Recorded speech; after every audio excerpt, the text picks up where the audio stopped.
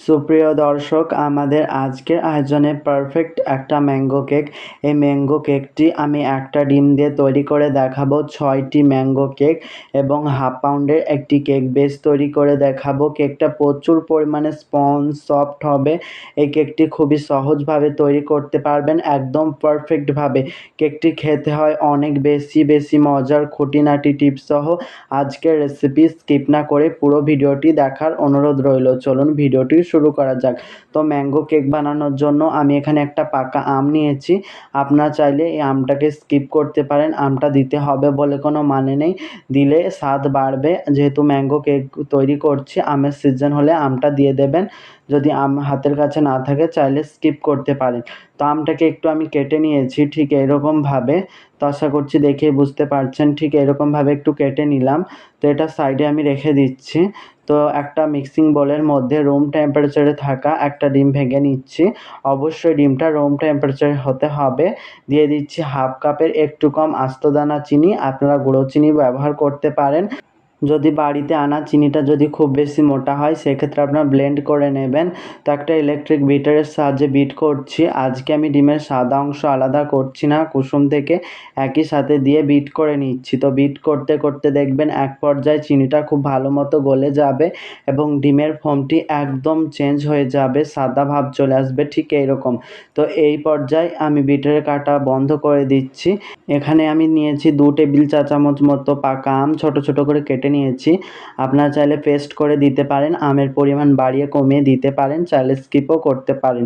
তো এখানে যেহেতু আমের প্রপার স্বাদটা পাওয়ার জন্য আমি এখানে দিয়ে দিচ্ছি হাফ চা চামচের একটু কম ম্যাঙ্গো এসেন্স।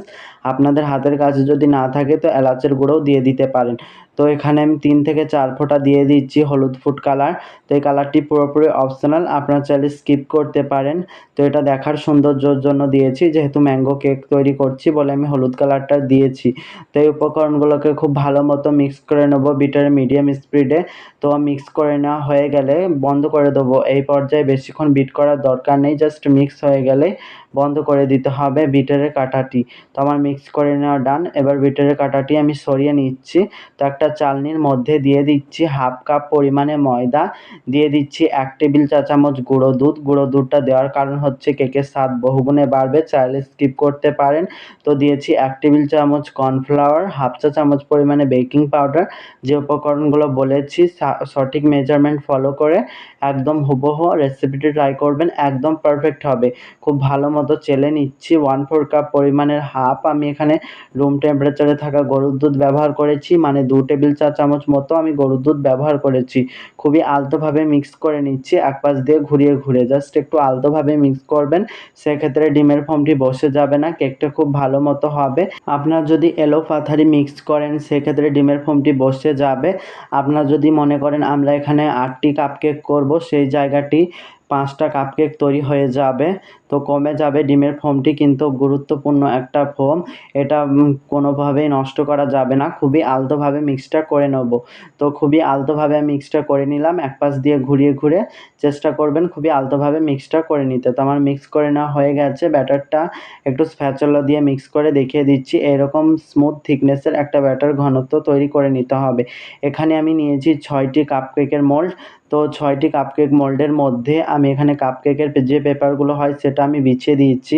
আপনারা চাইলে নর্মালি বাড়িতে থাকা বাটি দিয়ে কেকটাকে বেক করতে পারেন। আমি 6 পিস নিয়েছি। কেক তৈরি করার যে সব দোকানে সামগ্রী পাওয়া যায় সেই দোকানে আপনারা অ্যাভেলেবেল পেয়ে যাবেন। তো এখানে টেবিল চামচে করে মেপে মেপে আমি ব্যাটারটা দিয়ে দিচ্ছি। তো আমি টেবিল চামচে মেপে মেপে দিয়ে দিচ্ছি, আপনারা চাইলে পাইপিং ব্যাগে দিয়ে দিতে পারেন। ঠিক এইরকম একটু ফাঁকা রেখে ব্যাটারটা দিয়ে দেবেন, যেহেতু এটা কেক ফুলবে। তো হালকা মতো আমি ট্যাপ করে নিচ্ছি, ট্যাপ করার পর আমি কেকটিকে বেক করে নেব। তো কেকটিকে আমি বেক করে নেব। দেখুন এইটুকু আমার ব্যাটার বেঁচে গেছে।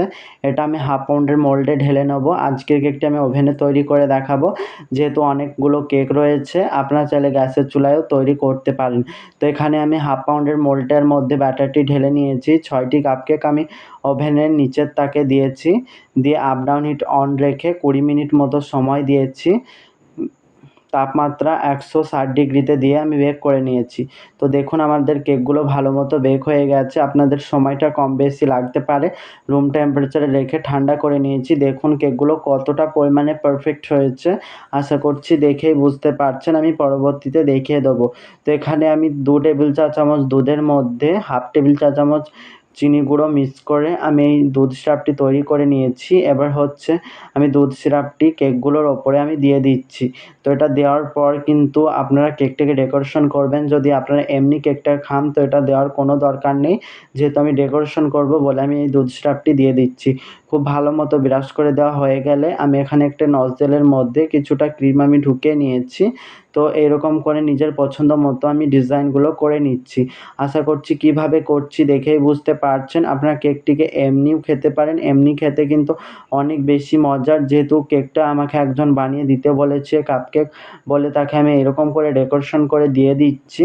তো আজকের রেসিপি কেমন লাগলো অবশ্যই কমেন্ট করে জানাবেন। ভিডিওটি ভালো লাগলে অবশ্যই ভিডিওটিতে একটা লাইক করে দেবেন। তো আমি নিজের পছন্দ মতো ডেকোরেশন করে নিচ্ছি। আপনারা নিজের পছন্দ মতো ডেকোরেশন করতে পারেন বা নাও করতে পারেন। তো এই তো আমি একটা ডেকোরেশন করে দেখালাম। তো এই দুটোতেও আমি ডেকোরেশন করে নেব। এটা পুরো আপনাদের উপরে নির্ভর করবে ডেকোরেশন করা বা না করা।